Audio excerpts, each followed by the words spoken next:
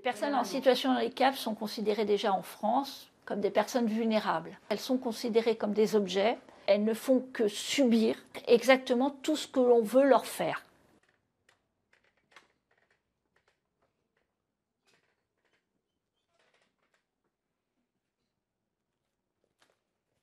Ici, nous, on demande l'autorisation du juge. On a été obligé de demander pour une patiente.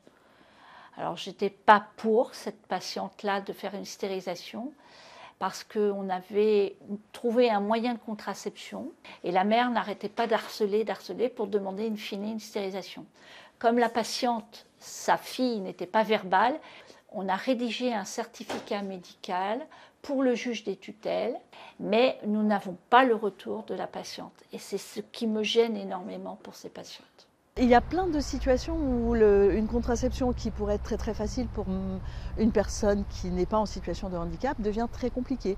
Penser à prendre sa pilule tous les soirs, ce n'est pas forcément évident. Si on l'endort une fois, on lui fait quelque chose d'irréversible, parce que quelle serait l'idée de faire quelque chose qui ne soit pas irréversible? On pourrait se dire, eh ben, dans 5 ans, on aura guéri le handicap et cette femme pourra s'occuper en autonomie de son enfant. On sait très bien que ce n'est pas vrai. Donc pourquoi lui imposer quelque chose qu'il faut renouveler régulièrement?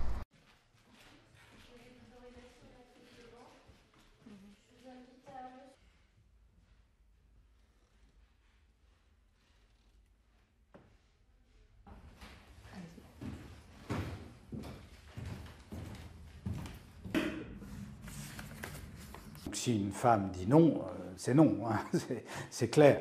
Il me semble que le juge, lui, s'il considère que la femme ne peut pas donner son consentement, ne devrait pas décider de la stérilisation. Il va vérifier la qualité du consentement. Il faut être honnête, ça n'est pas facile du tout. On n'est jamais certain qu'elles aient vraiment compris, puisque leur mode d'expression est assez limité.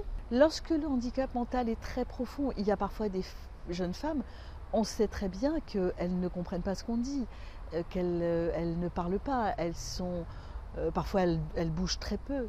Et on sait très bien qu'elles ne peuvent pas donner leur avis. Et là, parfois, il se peut qu'on se repose sur l'avis des parents, sur la demande des parents, lorsqu'elle nous semble tout à fait raisonnable. Le juge n'a pas forcément le temps, notre justice fonctionne mal, et qu'on peut avoir un risque d'une décision prise sans avoir pris le temps. Nous, on pense qu'il faut réinterroger la loi aujourd'hui. C'est-à-dire que la loi, elle a plus de 20 ans et il faut vraiment qu'on ait un débat sociétal de se poser la question de pourquoi on a besoin d'une procédure spécifique pour les femmes en situation de handicap. Il faut arrêter de laisser cette question à quelques personnes qui se sentent concernées, par exemple les professionnels ou les proches. Pourquoi elles ne peuvent pas être comme les autres femmes, à savoir avoir un contraceptif si elles le souhaitent, et puis si éventuellement elles tombent enceintes et qu'elles ne veulent pas de l'enfant, procéder à une interruption volontaire de grossesse comme les autres femmes en réalité.